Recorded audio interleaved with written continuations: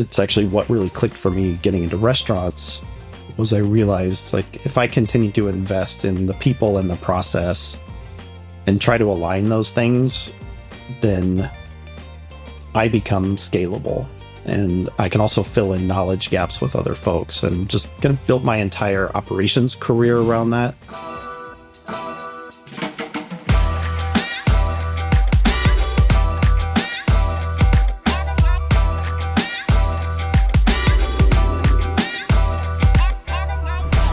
We agree on a couple things that might be controversial. So yeah, we'll see. I actually wanted to kick it off with augmented intuition, because I heard you talk about that. Yes. Can you sort of double click into what you mean about that? Yeah, I guess taking a couple of steps back, that was maybe 2 years ago when the AI buzz started at conferences and in articles.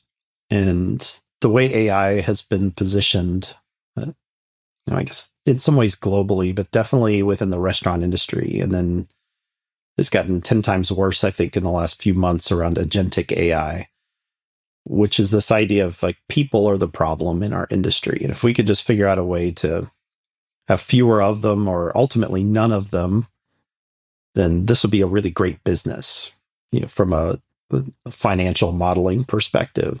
Like, you don't have to worry about no call, no shows. You don't have to worry about cashiers not upselling or all that. And therefore I guess the ROI conversation, and I won't pick on any one part of the industry specifically, because I think it's broadly across all these different tech products.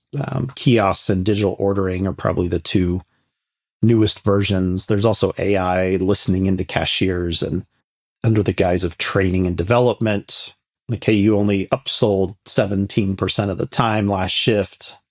We're gonna coach you to do it 50%, then 100%, right? It's like it's kind of the zero sum game. And so I was trying to figure out a way to, in my own mind, to rebrand AI of being more human centric and additive versus replacement of humans. And I'm not naive enough to think that there's not a version of tech that can replace some humans. I've been an advocate for replacing humans initially that sit in front of laptops, which generally are not people running restaurants. Those are people that have a bunch of AI tools available to them. But there's very little discussion around, scaling restaurant brands while minimizing G&A, minimizing all this kind of bloat in middle management. I scaled Noodles and Company decades, it seems like, ago, and remember just hiring a unit accountant in a formulaic sense of every 10 locations, we'd hire another accountant to do all the things for those 10 locations. And then supply chain, and, it propagated throughout the entire organization, but we kept adding a bunch of G&A and overhead to kind of run the business. And those are the tools that have been available for a while around automation and AI enablement. Like, if I'm sure you use a lot of these tools, I've got a bunch of them installed on my laptop that help me in many ways be a lot more productive. The augmented intuition piece came from the idea of what does a version of AI or automation look like that's additive to the people running restaurants on a day-to-day basis. And what I wish I had when I was an operator, what I still hear operators asking for today is like, man, if I could get the equivalent of a 10-year exceptional general manager that could join my organization and be up to speed in 90 days, that would be a huge solve for me. And so when I think about augmenting intuition, it's that. It's like, having been in the industry for decades, just like yourself, you have learned a bunch of things and synthesized it and added it to your tool belt around people development, around guest interactions, around how to coach, people in the middle of a busy shift. All those things are kind of this intuition set that you've built over a long time doing the work shoulder to shoulder with a team every day in restaurants. But most of the tech doesn't view that as like, how do we kind of incrementally learn and improve on the management team? It tends to be how do we replace or, massively upscale an hourly team member at $15, $20 an hour versus the $75 an hour, manager, or the $100 an hour multi-unit manager, the $150 an hour director of operations or regional director. Like there's all these different versions of that a lot of them spend most of their time talking about. I call it the help me understand conversation. It's like I'm not in the restaurant every day, and so I'm trying to figure out from this report what's happening. And then I send a text or an email, say, help me understand why you were out of compliance on food variants last night. Help me understand why your labor was high last week. And so it's kind of like putting people on the spot to explain what actually happened every day in the restaurant versus more of a growth and augmentation mindset of how do I give you the tools to where I never have to ask those questions anymore. So that's my idea around augmented intuition. Some of it was just a cheesy rebranding of the AI acronym that made a lot more sense to me. Like if I can wave my magic wand and get a massive adoption of technology in day-to-day operations, it would be a version of that. It's like, how do I not have to wait 2 years to have a GM or even a kitchen manager in a restaurant pretend like they've been there for 10 years and know all those things and have those capabilities in their tool set from day one or day 90 or whatever that is. Yeah. It certainly makes people better and faster. One thing I'm super curious about is how you're using it today. I will say, I should have prefaced this in the beginning of the episode that you're coming from the perspective of someone who's been, like you said, in restaurants for I think over 30 years, not in the tech side. And I actually didn't know this about you, Ben, Yep. That you were a GM and running restaurants like Grady's and Noodles and Co. and Brinker and Dewey's for decades, literally decades, before you ever got into tech. So when I first met you, I would have never assumed that, by the way. I think we met at some, event in Vegas or something. And now knowing more about your background and then the things that you do as it relates to, tech and data, it makes a ton of sense. So this perspective that you have is obviously not just some technologist who is thinking about how to, improve operations. It's pretty cool. I totally agree. I think that there's so many repetitive things that we can probably optimize, but on the office side. And the restaurants are a pretty unique industry in that the business is actually the people and the food. You can't optimize away all of that because that's what that's why you go to a lot of these places. It's also, I think, a different problem when we talk about how you approach this at restaurants at scale versus like small businesses, whether it's mom and pops or like 1, 2, 3 unit groups. Like a lot of those places are not rebuilding their entire infrastructure to add robots and even kiosks and things like that because, there's a lot of CapEx there that is probably just not, something that they can get their head around because it doesn't necessarily make sense to spend that much. So that's not happening for a very long time. But, the things that you're talking about in terms of like accounting, things like this, there's absolutely no reason why that's not going to start to 10x sort of in terms of productivity with way less people. I want to divert for a second because I'm super into sort of figure out all the new tools to use. I use a bunch of them in my day-to-day work. Obviously, my day-to-day is very different than it was, years ago when I was running restaurants. But like, what are you using today? Forget like, what you're using, what you're thinking about in restaurants, but what do you use day-to-day in tools, just for your work in terms of AI? Yeah, very few, I think, that are pure AI. I mean, I assume probably the usual. I use Granola for note taking, summarizing, etc. It saves me a lot of time because probably like you, I'm on a lot of Zoom calls. And they can go back to back to back to back, and then I realized that at 6 o'clock in the evening that I really didn't kind of synthesize 50% of the conversations I had. So that's a really helpful tool for me. The others, Chat GPT, Gemini, etc., just around composing emails, documents, decks, that kind of stuff. It feels pretty boring. The one that's not AI that I actually really like is Expensify. And I think maybe the closest example to somebody kind of out in the field. When I'm traveling, when I'm on the go, I'm a deskless worker at that point, to use a phrase that gets thrown around the restaurant industry. That's an extraordinarily convenient thing where somebody hands me a receipt and I snap a picture inside the app and then it does its thing.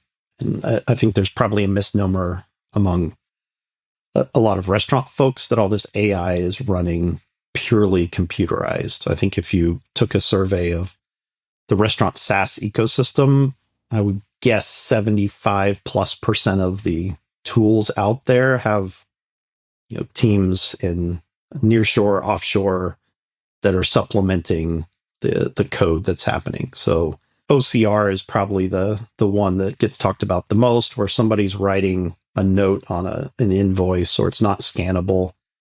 And I assume Expensify does the same thing. But the end result, regardless of how it's happening behind the scenes, whether it's AI or not, is that I had something that was happening really manually that now is digitized, and it's learning from from my behaviors. So I can set rules and say, hey, every time I take an Uber, it automatically just shows up in my expense report. It knows my habits. It knows how I use Uber, and it saves me 4 or 5 steps just for that single trip of getting it from taking the Uber in the app to having it show up in my expense report correctly. And, all the drop downs are pre-filled, et cetera. So that's a version, I think, of something that seems overly simplistic, but adding that up, like expense reports is on my top 10 list. And I've spoken about this for a lot of years, which I've done this taking over new markets as a, director of operations for restaurant brands. It's like the thing that people like talking about the most are the things they hate doing the most. And so you can walk into a brand new restaurant if you take over as a GM or multi-unit manager. You say, hey, let's grab a sheet of paper. I want you to write the 10 things down that if you could come in tomorrow and I told you didn't have to do those 10 things anymore, how much joy would you have, by me telling you that? And it's funny because a lot of the things that we've built SaaS in restaurants to do never make that top 10 list. Sure, you've got yours, and I assume cleaning fryers and mopping floors and, reconciling cash and daily sales reports. Like that list actually overlaps for the majority of people I've ever asked that question to. I get a new one every once in a while, but there's usually 5 or 6 that are pretty universal in the restaurant industry of like, man, if I never had to do that again as a task, I would actually love coming to work way more tomorrow than I did today. And I don't see enough companies and the industry in general trying to solve those type of things.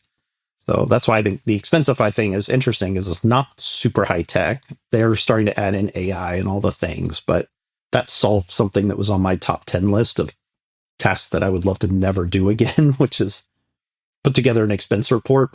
And it's like, hey, I don't have to do that anymore. I just take a picture and it does the work for me. It's not pain-free. I have to do some setup and configuration and get the thing to learn my habits.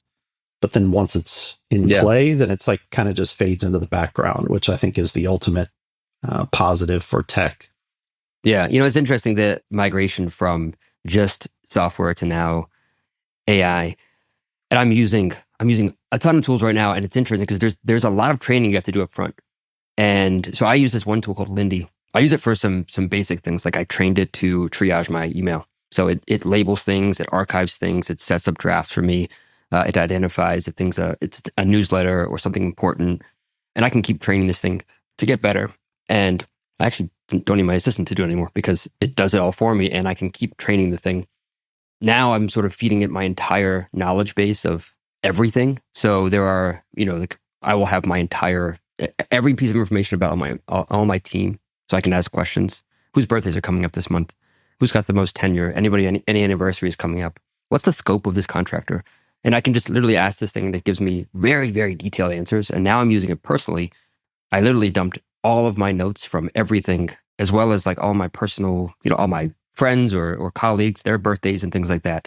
And it's this place to kind of query anything that I need that I would either have to go find somewhere else or I forgot. Sometimes it's even just ideas. And I just, it's one place where I can go, even if those ideas are in 12 different places. And what I find interesting about it is it is a lot of setup. And it's funny how we think about software of like, oh my God, well, there's a bunch of implementation. By the way, I hate implementation. I hate you have to do a ton of implementation. But, if you hired an assistant, you would need to spend a lot of time to train them. And the more time you put in training them, the better they will be. And that upfront work will ensure that they're really good. And if you don't spend that time, you'll expect obviously like that the output will be based on how much time and energy and how much thought you put into how you train them. And it's the same thing with these tools.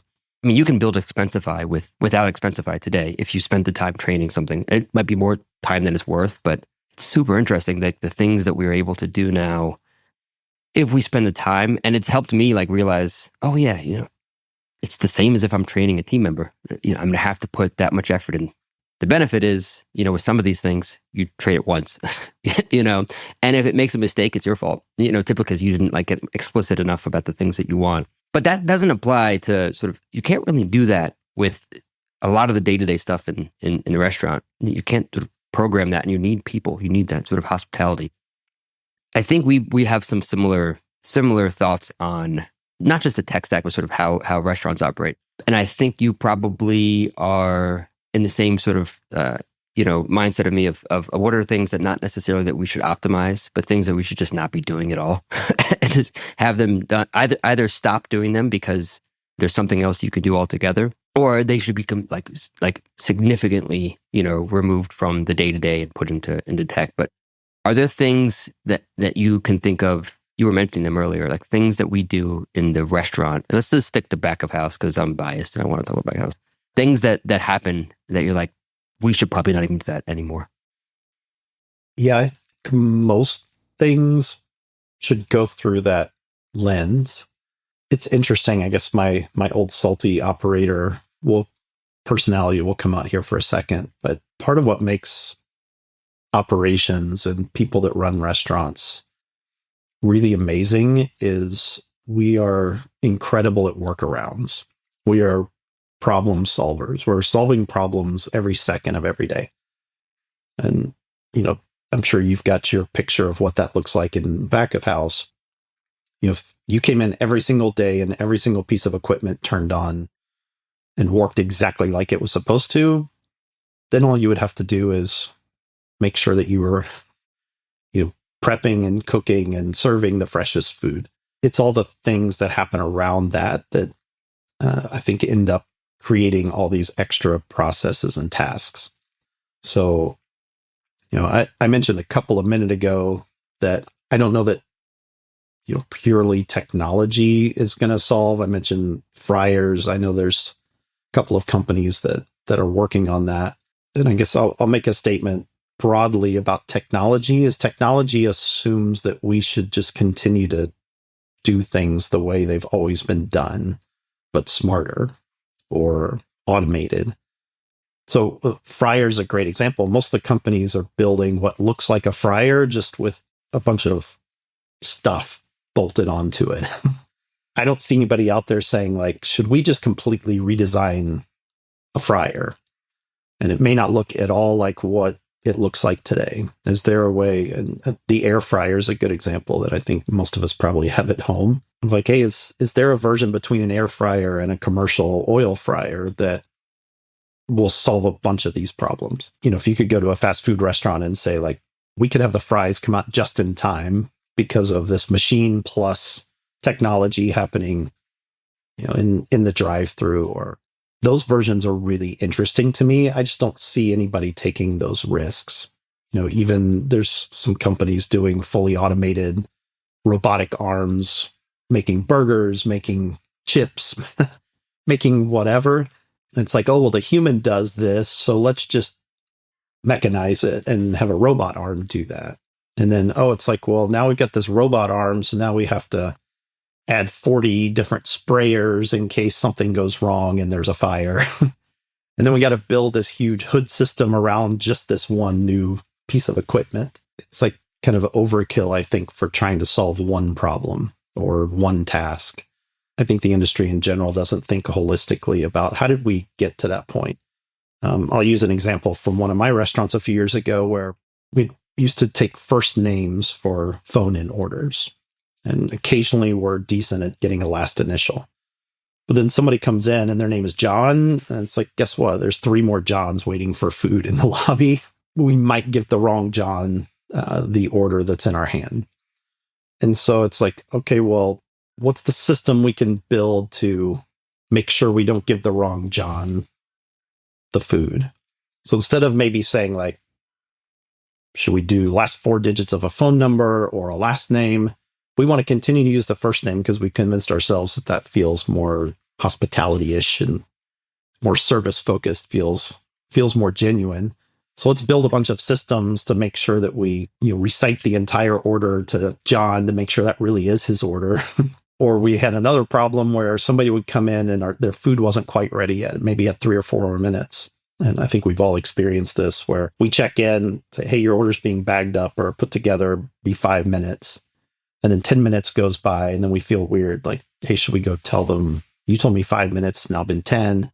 Again, we had that same problem. We built this whole sheet where the host would then write their name down and the 5-minute time that we told them to make sure that nobody sat in the lobby without, getting recognized. And then it's like, oh, well, the host was busy seating people. So then the manager had to come by and check that list. And it's like we created 10 steps to solve a single problem. And I think we as operators tend to just think that way. They're like, what's the least amount of friction that we can provide to the guests? But then we take on a ton of friction internally, whether that be technology friction, whether that be manpower friction. I'll say something else I think maybe slightly controversial because everything I hear in the industry is frictionless is the goal. And I actually think that's incorrect. I think the beauty of hospitality is it's the perfect amount of friction at the right time. I'll use the example of a full service restaurant where somebody comes in for a reservation. The restaurants that execute this really well, it's pretty incredible. I'll call out one of my favorites in Chicago, Bavette's Steakhouse. There's no version of you walking in and going right to your seat, even if it's ready to go the minute you walk in. They make sure that you have time to mingle around the bar for a few minutes and order a pickleback, which is a shot of whiskey with pickled juice. If you've never had one, next time we're in Chicago together, we'll have to go do that. And then all of a sudden I've spent $75 before I've been seated. Like that's intentional friction that has a purpose.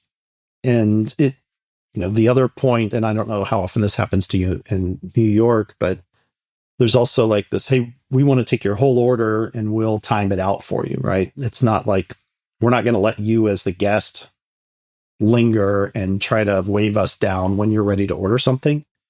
We want you to decide, and that way we can make our system work and time it correctly. So those are a couple of versions of very intentional friction points that the hospitality-focused organization has put into play. On the guest side, it feels amazing because I feel like I got exactly what I expected. I had a great overall experience. I don't get irritated that, my reservation was at 7:30 p.m. It's 7:38.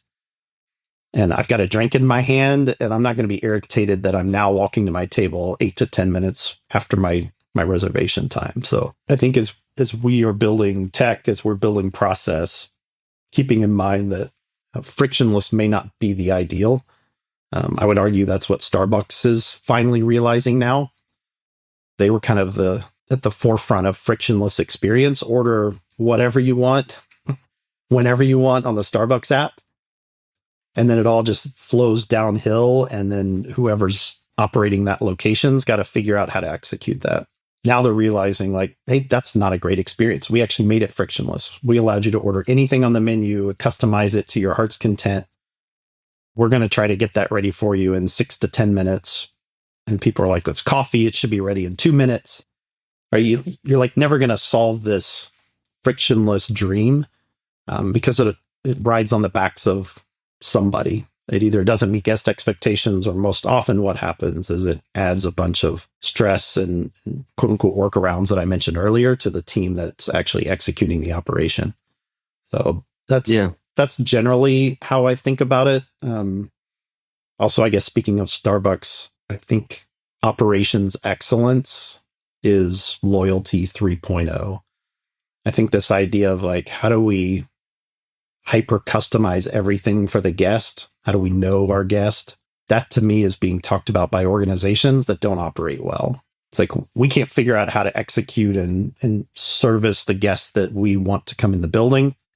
And so we've got to go spend a bunch of time and energy and money on tech to try to know the guest better, because operations, food, whatever that is not the differentiator for us. It's actually, a better app or rewards program or, whatever else you want to throw at it. I don't know about you, but when I see any of the public earnings reports, there's a few companies that are hell-bent on operations, and those are the ones that continue to show ridiculously high profit margins, not the ones that are rolling out all the new tech.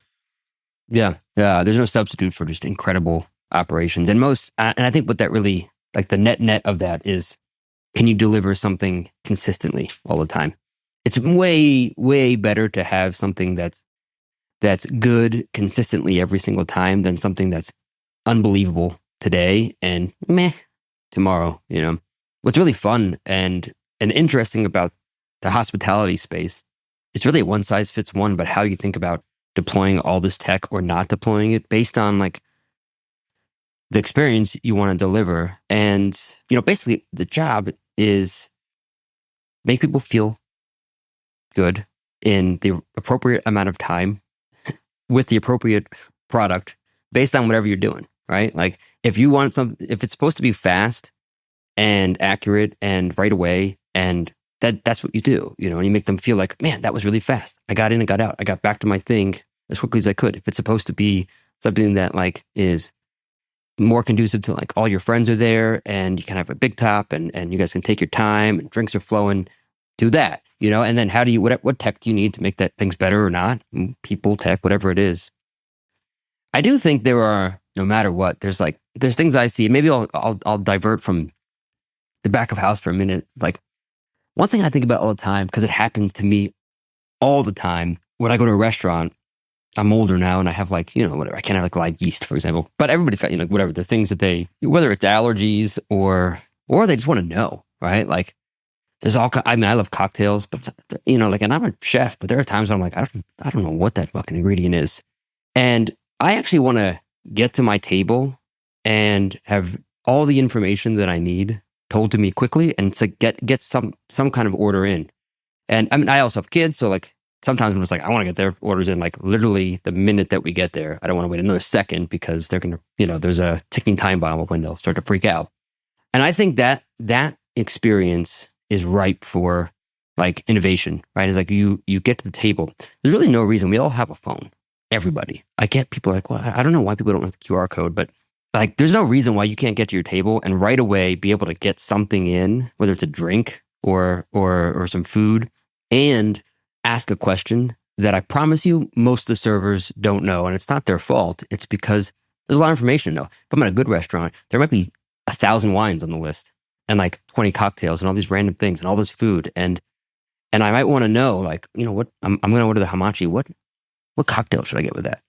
I can ask a server. First of all, it's going to take me some time for the server to get there. And then it's kind of their opinion. They're not experts, but like you can train the AI specifically on your menu. And I say AI because but you can program something to know everything that it should about your menu so that you can answer any question like very quickly and, provide some really interesting information on top of that. Oh, you know what? I think you should actually try this wine from the Loire Valley. And the producer is this person and and here's the history. And he has this dog that no one's going to remember that if there's like 1,000 wines. But I think there's a lot of this information that we can actually provide, for people that want to, like some pretty, interesting, quick information that's very accurate. Also tell them, what allergies they have and things like that, and get an order in quickly. I was in Chicago a little bit ago and it was some event. And then we popped by this restaurant and it was later in the evening. I don't know. They were close to closing, but it was probably like an hour before closing, but it was a good like 15 minutes before the server like got to us to take our orders. And then I asked about a cocktail and it was very clear, like I had no idea. And like somebody should know this, right? And I shouldn't have to ask, the chef or the beverage director. And there's no reason not to know this information, but it's hard. It's hard for somebody. Maybe it's their first week. Maybe that's a new cocktail they put on the menu, or a new wine. And like, it just didn't, someone didn't get to train it yet. I think that's a really, I don't know what you think about that, but I think that's a really like interesting part of the like experience, that we could allow all that information to be provided so that the server can actually spend time being personable and just come to your table, which is what they're there to do, right? Like chat with you and like understand, like, like when it's time to like come up and ask you the question or step back. And that's a very difficult thing for some computer to know. You can look at the table and be like, you know what, I shouldn't bother them right now. They're having fun. Like they're in it. I'm not going to like go and ask them if they want to, anyways, you get the point. But there are places where a server could sort of double down on things that make the experience great, and then actually like divert a lot of the things that are more difficult to, some technology. I don't know what you think about that, but I've been stewing on this for a while, because it happens to me all the time where I go to a restaurant. I'm like, what's falernum? It's other than just forget what falernum is. And I see a cocktail. I'm like, and the server clearly doesn't know either. And I'm like, I just want to know what or like, what's this cocktail? And it just said, like you'll see a cocktail that just says like coconut, lime, and ginger. And that's all it says. Is there egg white in it? Is it foamed? Is it on the rocks? Is it like a daiquiri style? Is it what is this thing? And all it says is that. You could probably get a lot more information if you allowed someone to just sort of like ask the questions right away. Yeah, I have a lot of thoughts about that. I actually think you, in some ways, just fell into the trap that I mentioned, which is the opportunity that you see is derived from pain, which is if a highly trained and tenured server got to your table in the first 45 seconds, which used to be a metric that we measured when I ran full service restaurants, was greet time. There were serious consequences if every table didn't get greeted in under a minute. That was the brand standard, the expectation. And if the server didn't know the answer to those questions, then we had failed on the trading side. But I think what's happened over time is that quotient has gotten a lot more difficult to staff a restaurant in that way from a profitability standpoint. I also have this general thought that the general manager, the excellent general manager of the early 2000s is likely now the director of operations level person. I think in general, most of these restaurants, and I'm speaking more to chains at this point, not owner operated independent restaurants, but I think the chains have kind of thrown their hands up a little bit and said, yeah, we still need somebody that's a GM, but we can't pay them $125,000 a year, whatever, for inflation purposes, and then have potentially 2 or 3 other salaried managers underneath them, and then a couple of shift managers or shift leaders under them. It's like that used to be how restaurant org charts were built. And I think that has changed. But what changed with that is it was kind of this idea of, can we lower standards? I think it got way worse during COVID. That's what I saw. I'm still running a full service brand through the first year and a half of COVID before I came over to the dark side on the vendor tech side of the business. And I think the public basically said, like, hey, we know it's hard for restaurants to hire. We know the economy's rough.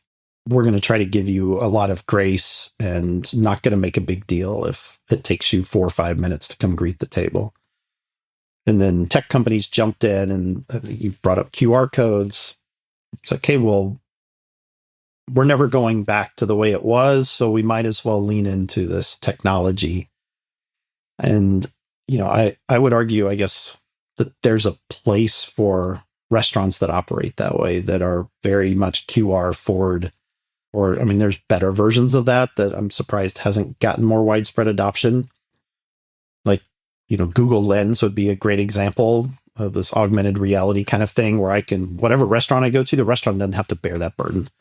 I hold my phone over the menu, and everything that's written there gets captured on my phone, and I can experience it. It can link out to videos or a definition of it, or or if you've pre-saved some allergy configurations for yourself in your phone, it'll alert you and say, hey, we've identified it's likely these 7 items on the menu you should avoid if you're trying to stay away from gluten or whatever. I just think we assume that the restaurant should build all this massive tech stack and own that burden. and that all restaurants should kind of meet customers where they are. That's the other thing I hear a bunch. I feel that way kind of about the friction comment. It's like frictionless and meeting customers where they are basically means we give up any idea of we know exactly who we want to be as an organization, as a restaurant brand. And not that we need to train our customers to, to enjoy themselves, but we're steadfast in who we are and what we're really good at. I think that we just kind of go down the slippery slope of adding and adding and adding tech because we have noticed pain happening with the experience. So when you first started telling your story, the first thing I thought, I was like, well, that's an understaffed, poorly trained restaurant.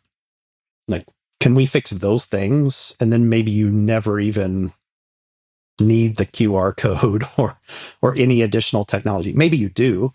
I'm not saying it's a zero-sum thing, but those are the examples, I think, in the trap of, well, that's, it's hard running a restaurant these days. And I think I've told this story before. I don't remember if I mentioned it to you, but I have a son in college. He got his first restaurant job 3 summers ago. And I took him out to lunch after about 3 weeks on the job. I was like, hey, what do you think about the food business? What's good, bad, otherwise? Told me all the good things. It's high energy, it's fun. I love the people I work with. I've already made a couple of friends. It's really exciting on a Friday night when it's really busy. I mean, all the things I think that attracted many of us to the business. It's the endorphin rush. And I was like, well, what's irritated you about it? He's like, oh, we never seem to be staffed correctly. No call, no shows. The POS goes down on Friday night. And I thought back, I was like, when I first got in the business in the early 90s, I had that exact same list of irritations, and nobody's fixed any of that stuff. We've added a ton of tech around the whole experience, and the same problems we have today are the ones we had 30 years ago. I think, too, I referenced kind of some of these brands that have had pretty exceptional earnings reports recently. There's no version of a shortcut. None of those brands are like 3 or 4 years old.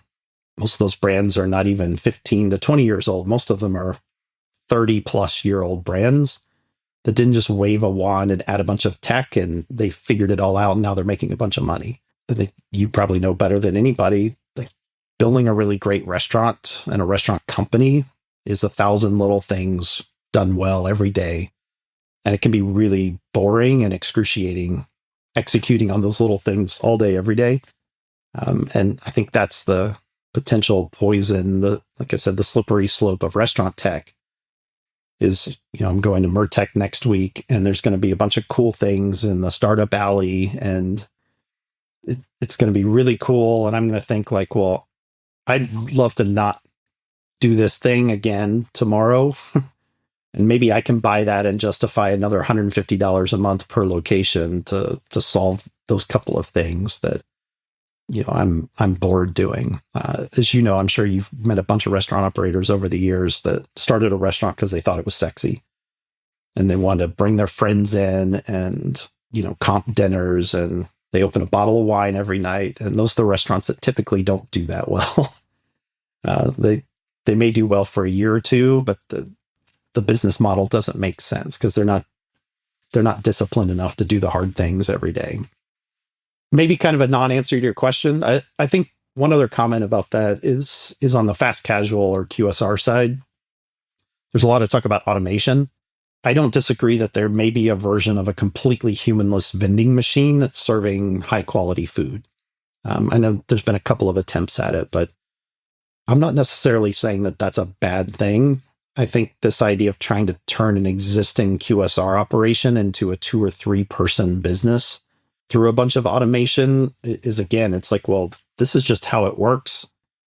These are the things we assume have to happen. And so we're just going to take a task away at a time or a person away at a time until we get to some version that makes financial sense. I think we as an industry need to completely rethink our P&L. I think real estate and development is a massive thing that never gets talked about on tech podcasts.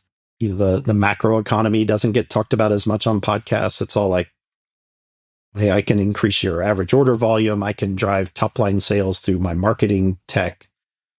I can save you labor by selling you this thing. I can give you a better back of house solution that's going to let you micromanage your inventory. and clawback margin, I think, is another term. It's like all of this is really reductive and assumes that the P&L should look exactly the same. And the only place that we've got room is in labor and food. People generally don't talk about the rest of the P&L or around sales, and especially not around real estate. Very true on all fronts. I will push back a little bit though, because I don't necessarily agree with the notion that there are things like what we were just talking about in terms of like menu knowledge and things like that that aren't accretive to the experience. Because you're right, like that, no shows, short staff, it has been that way forever, and it's always going to be that way. The restaurant business is just like a Broadway show. It happens every single day, no matter what. You're gonna open every single day and every single night, no matter rain, shine. And the difference is that there are like 100,000 restaurants for every one Broadway show. So you need 100,000 X number of people to do that. And there's just, a smaller and smaller, number of people that can. And I think when we think about, for example, with service, what's the point of it? The point of it is to make sure that you get what you want quickly or in the right amount of time, and that you feel really good when it's happening. And how do we leverage our team to do that? And I would much rather have a couple less servers, or even if I didn't have less servers, that they spent their time on how I make you feel and less time on the granularity of like which allergies are where and what's like if there's a lot of things they want to learn, and that's awesome, and they should. And I'm not saying that they shouldn't know the menu really well, but there's only so much information you can index at once. You got 20 tables, right? And you got all these different personalities at every single table. It's a lot of work for, by the way, not a crap ton of money, And what's most important? What's most important when a server comes to my table, isn't necessarily that they know what falernum is. It's that they can pick up on, I'm having a really, good conversation with my wife right now, and maybe just hold off for a minute. And hey, you know what? Maybe just like slide these drinks in while we're chatting, and just make sure that this experience is great. If you see my wife is really chilly and she's got a sweater on, like maybe do something about that, And I think that there's so much of that happens in a restaurant that are the really special things. And not every restaurant is, 11 Madison Park where you're charging $500, $600, per person, and you can afford to pay somebody who can be exceptionally good at that. You'll be paying, you'll have a restaurant that's a fraction of that price, and you can't pay them the same, no matter what. You just can't. So like the math just doesn't work. And labor is always going to be somewhere around, 30% of your expenses. Maybe it can be less, right? But I think there is opportunity to make, not even just make people better at what they do, but allow them to spend more time on the things that are more important and less time on the things that are maybe just more binary and you kind of like information that you just have to make sure that you ingest. And I think that it does mean faster table times. You're right, you're like like how quickly a table gets, served, how quickly you kind of get to that table is very quick. Is very important, right? But if you have 10 tables, let's just say, and you seat 4 of them, and you have to answer all of those questions for all of those people times however many tables just came, and you have to index all of that information and answer that for them, and remember everything that they ordered. Hopefully you're writing all this down. There's just only so many people you can get to, right? In the same way that you can only deliver 4, households, at a time if you're doing a delivery, right? There's only so much time. And if you can reduce the actual things that need to happen at that time, I think that there's something interesting there. And I'm sure that goes for a lot of things in the restaurant space. I think you and I both agree on the other side with back of house, like the amount of time that you spend counting every single item of your inventory is probably not, worth the time relative to how many mistakes you might actually make and how much it's actually driving your overall cost. So I might be a little bit more on the other camp, but like I do think there's still like an enormous amount of opportunity to improve things. Yeah, I agree with you. I actually don't think we're saying different things. I do agree there's an opportunity for that. I think my broader point, and I'm glad you brought up inventory, is I think the restaurants themselves should own fixing that. It should own automating, streamlining, adding tech to improve its internal processes. I think there are so many tools, right? It's like, I mean, you run a restaurant tech company. What's happening right now is like in that world, you would go build your own version of an AI tool because you're like, oh, well, I serve restaurants with my tech. And so I need to go build my own AI tool to help me manage my emails, right? Because ChatGPT, they don't understand restaurants like I do. And I think that's my frustration about QR codes and all this kind of guest facing stuff, and every restaurant feeling like, well, now we've got to have our own app. And it's like there are more ubiquitous, far more powerful tools out there that the restaurants need to just rethink the data flow direction. So I'll give you another example. I think Portillo's, one of my favorites, speaking of Chicago. Great hot tub. They're rolling out their appless, wallet-based loyalty. So that's a great example, I think, of this kind of hybrid idea. Yes, the restaurant's enabling that, but it's something that everybody walks into the building already having. They don't have to go download the Portillo's app, sign up for an account, and do all the things. And I think that's my point around all these tools. The reason I think that people push back on QR ordering is because it was terrible. You couldn't order what you wanted. It wasn't updated. Sometimes just linked to a PDF, didn't do anything.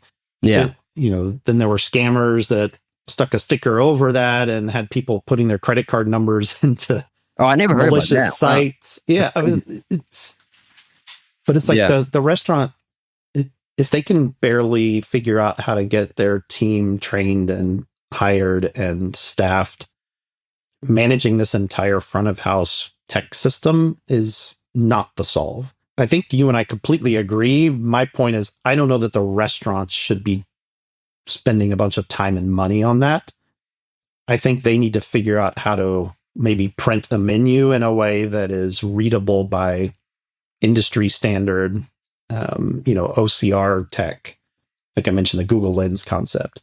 I've seen versions of augmented reality where it's like you hold up your phone over the menu or over a wine bottle or something in a restaurant. The restaurants created this entire custom experience. And I'm like, okay, that's cool. If that's part of your shtick, then great. I just don't think that's scalable across the entire industry. So I would rather the restaurant spend a bunch of time and money on fixing, how do I not have to count inventory every night or every week or ever again?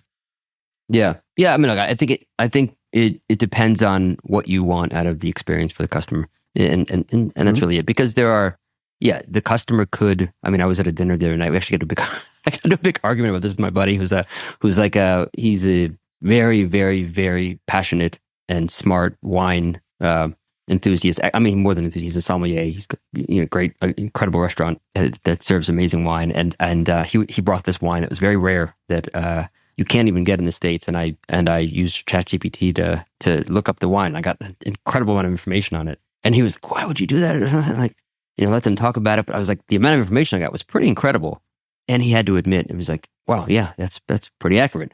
But I think it becomes where I see maybe a difference here is it's about what is the experience you want. Like as the restaurant, I might want you to know very specific things about that wine, and maybe you can find a lot of it. One, maybe I don't want you to do that work, but maybe two, I actually want you to know my personal relationship to this wine, right? Like I'm the restaurant owner, and this wine means a lot to us because of X, Y, Z. That's not something that you'll find online. And again, you could train the servers to do that. Is that what you want them to do? And you can have sommeliers as well, but like not every restaurant can afford a sommelier. But there might be restaurants that really love, whether it's wine or citrus. It might be some beautiful citrus that they like grow or something. Anyways, let's digress, because I do want to talk about Four Top and a couple things. One, you were running restaurants for a very long time, which I didn't know. Mostly because here's why I didn't know that. Is because when I started talking to you, I'm like, oh, this is an engineer. He's a technologist. Like this guy's, he's clearly like somebody that's just writing code all day. I don't know if you actually, if you write code, but it's very clear you understand deeply, technology. How? I know your dad was in computers growing up in Austin. That doesn't by default make you a, a technologist, but you know a lot, and you also understand a lot. And I'd love to understand like how you sort of became this sort of expert on data and technology. And then I want to talk about Foretop a bit. Yeah, absolutely. Kind of a difficult question to answer.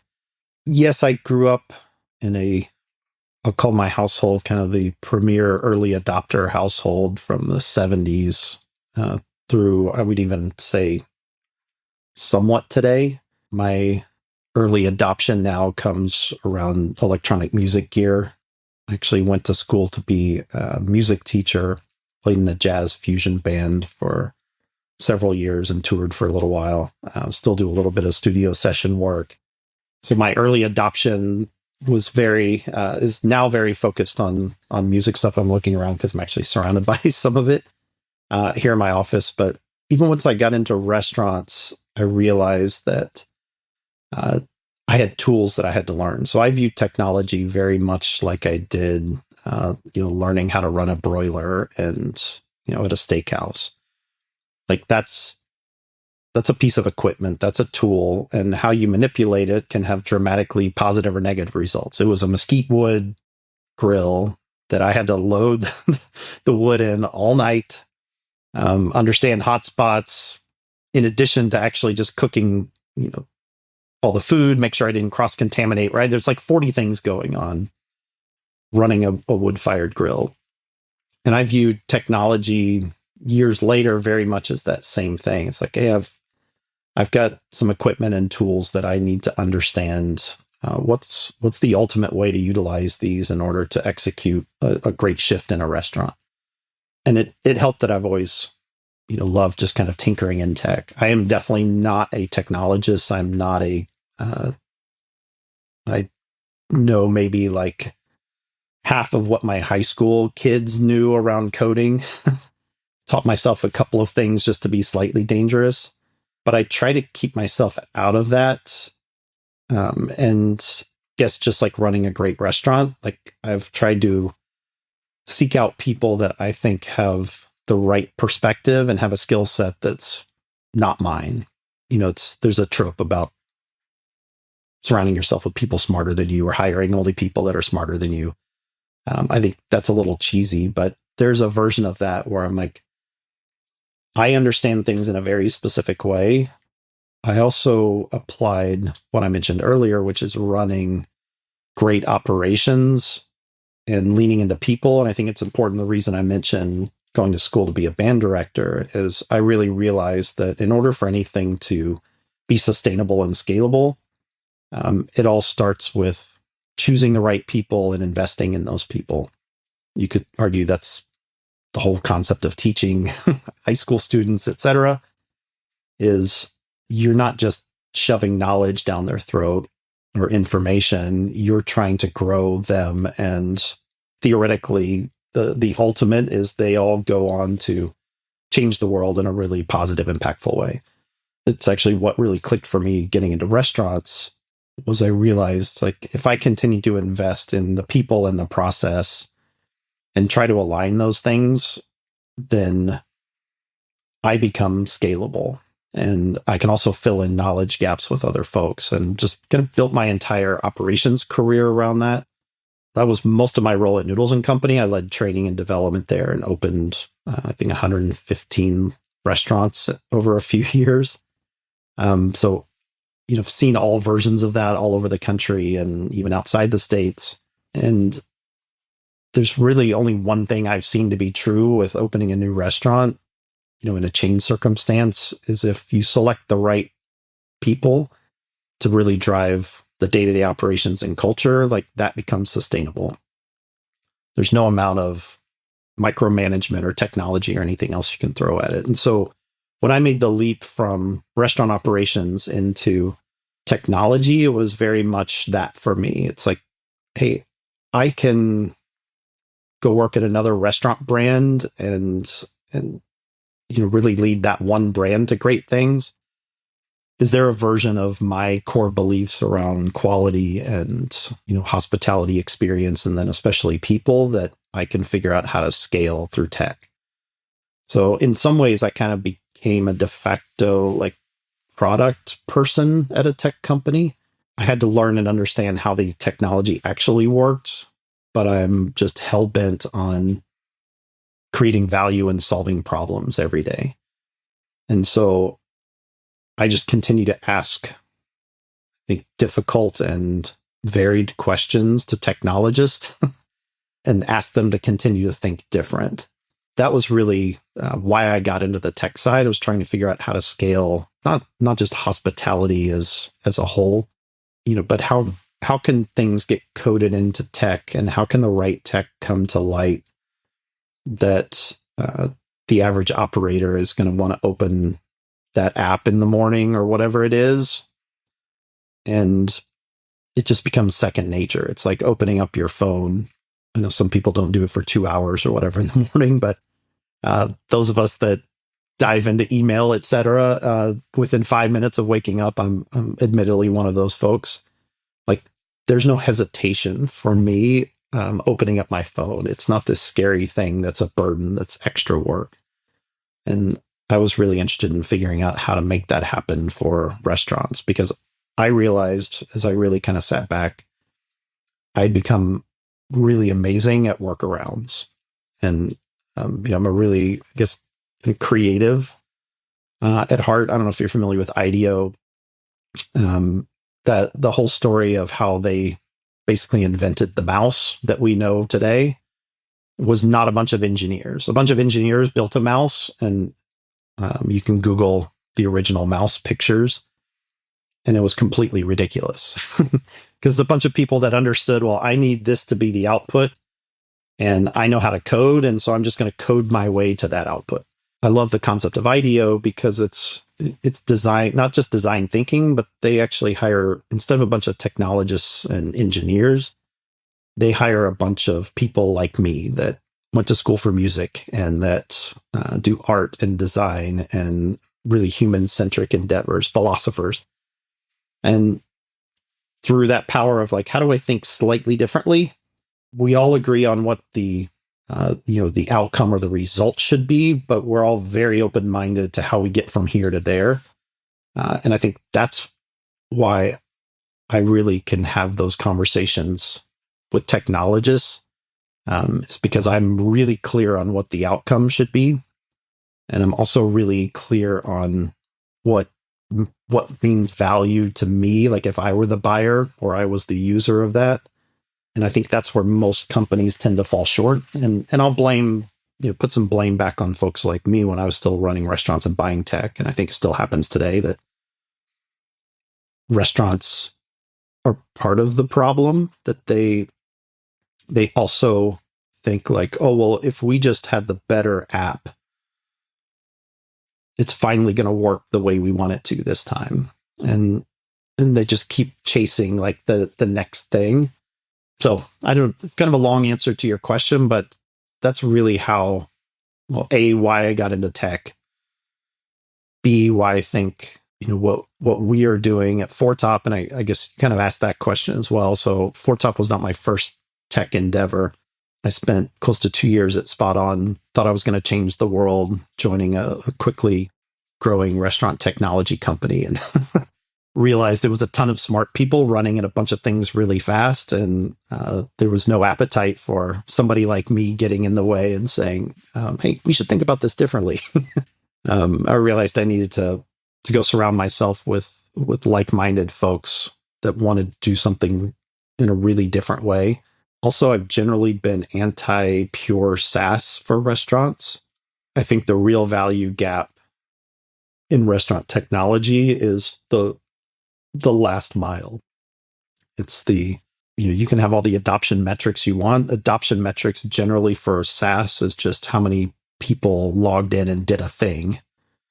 There's not this ongoing understanding of like, is it actually creating a positive experience for the team members using it in the restaurant or for the guests using it?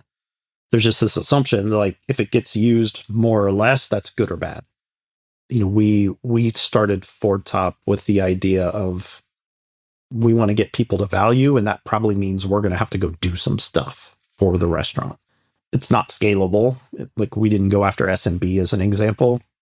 because there was no version of that was scalable. We couldn't go on site or spend X amount of hours getting every single restaurant to value, but it was something we were passionate about, and something I think that's very different, because most of the SaaS companies hit a wall, and then all of a sudden they started announcing that they had professional services teams, and they like added it after the fact because they realized like, hey, we've sold a bunch of things and now we're starting to churn customers, and it's like we can't build new features and products fast enough to keep people from leaving. But they started to realize that the restaurants wanted to solve the problem, but they most of the time didn't have the right people or the right ability and inside the four walls of the restaurant to execute on a consistent basis with that SaaS product. So that's what we're doing. I think that is different. One day I'll figure out how that becomes highly scalable to the entire industry. But most of our clients now are, I guess, emerging brands, kind of 30 locations and up. And then we do pretty heavy services at the enterprise level because they've got a bunch of technology people already in-house. We just come in and do more kind of what I mentioned, the IDO concept. We do kind of design thinking and actual implementation. Like we'll come work with a training team and write a training manual if that's what is going to get that brand to success with the tech. If you had to sort of explain, let's just pretend it's my 5-year-old son behind me. Like, can you just explain what you do like you're talking to a 5-year-old? We sit in between any system that a restaurant uses and make them all work in harmony. Got it. So it's a lot of integration and data cleanup and yes. And our theme at Foretop is definitely holistic everything, because there's a bunch of great tools out there and they generally get 50 to 75% of the way there to solving a bigger issue. And I'll give you an example of, was my LTO effective that I just ran last month? That's a really open-ended question, but those are the questions that happen inside executive meetings at every restaurant brand. It's like, and that means something maybe different to each brand. And you can't answer that alone in a marketing platform. You can't answer that alone in a supply chain or in a POS. There's no one or even two systems that are currently integrated that will get you to that answer. It's probably 7 or 8 systems, because you need to understand menu, costing, supply chain, actual sales, but you also need to understand the customer. Did it drive frequency of existing customers? Did it bring in new customers? There's a bunch of versions of what success looks like of, was my LTO effective? Should I roll out kiosks is another question. It's funny. I hear all these CEOs now of restaurant brands scratching their head and they're like, how come our sales continue to hold steady, but our traffic continues to go down? It's like, well, I don't know. Maybe people are paying too much money at your business and you're impacting frequency because you raised your average order volume on a kiosk. Or have you ever thought about price parity on third-party delivery? Because maybe you could actually sell a lot more food. You could get economies of scale through volume and increasing traffic counts without having to make, the same amount of money on every single order. That's kind of like, when you and I first got in the business, right? It's like the kids menu at a restaurant. It's like, if they would have applied this kind of across the board, or you brought up wine earlier, the dumb way of doing a wine list is saying like, oh, we want a 3x markup on wholesale of every bottle of wine. And we're just going to do the math. And that's our wine pricing. And I just think restaurants aren't able to get to that holistic data across multiple systems. And so they have a really hard time asking the right questions because they generally think it's going to be impossible to get that answer because they can't go into any one or two systems and get all the data they need to answer those bigger, broader questions. Yeah. It will likely be a very long time before all of that data can be seamlessly sort of, pulled, not even just integrated, but pulled into one place, unless there's a team in-house or external like Foretop that can help. I don't know why. It really is. I don't know a lot of industries. Obviously, the restaurant industry. It's so, I hate words like this, but it's like fragmented, the tech, and I don't know why. Like, Mhm. if now I have this sort of software company, and like, okay, we use HubSpot, we use this BI tool Sigma, and we use Google Analytics, and we use all those things. We just pull this data in. We pull it all in, go into our warehouse, and then we can start to ask really interesting questions. And we can pull in customer information, and we can pull in attribution information, and from all of these things, we can start to find better insights. Of course, you have to know what questions to ask. That's the hardest thing. But it doesn't happen in the restaurant business. You can't do that. You can't do it easily, at least. One, first of all, you have to have enough scale, unless you happen to be some sort of like engineer and SQL and all these things. And you run a restaurant, which, come on, who's that? You have to have enough scale you can afford to do all of this, and then you have to be able to maintain it, and then you have to have systems that can actually like send you this data, which is the hardest part. Right? You can even get this data. So I hope. Look, I hope eventually that it's something that can just happen because everything is, all the data is available. But until then, it sounds like what you're doing is the best bet. Yeah. And I don't know that there'll ever be a time where the entire industry just says, oh, we're all going to adopt this one way of doing things. To your point about scale, I do think there's probably the majority of independent restaurants should probably use an all-in-one, and some of those are getting better. I mean, previously, it was mostly if Toast had all the things. There's some newer entrants into the POS market, quote unquote, that have built out kind of this full 360 ability to run your business. They're not perfect, but I generally think for, if I've got a handful of locations or especially a single unit, that's the best version of that thing for me right now, because all the insights and data is all truly in one place. I think for brands that are bigger and they want to, they're multi-concept, they're trying to answer potentially bigger and more complex questions, or do a couple of innovative things, or they want to try Mies or or whatever. I don't think there's this world where it makes sense to try to get everything in the box. So what we do on the integration side is not terribly difficult or unique. It's difficult because the tech companies intentionally make it difficult. It's not, there's not some like systemic issue of, it's impossible to get the data out of the systems. That's more of a choice. And it's believing that the operators don't know what to do with it and maybe aren't paying enough to be able to access it.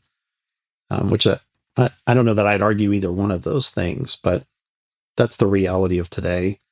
I also fear this kind of consolidation talk around tech stacks because I think it can be anti-innovation. If a restaurant brand wants to go try something really interesting, I want to make that really easy for them. And when I was running restaurants, I had a bunch of college kids that were in computer science or whatever that were tossing pizzas on a Friday night. They knew what the problems were and they probably could have solved it.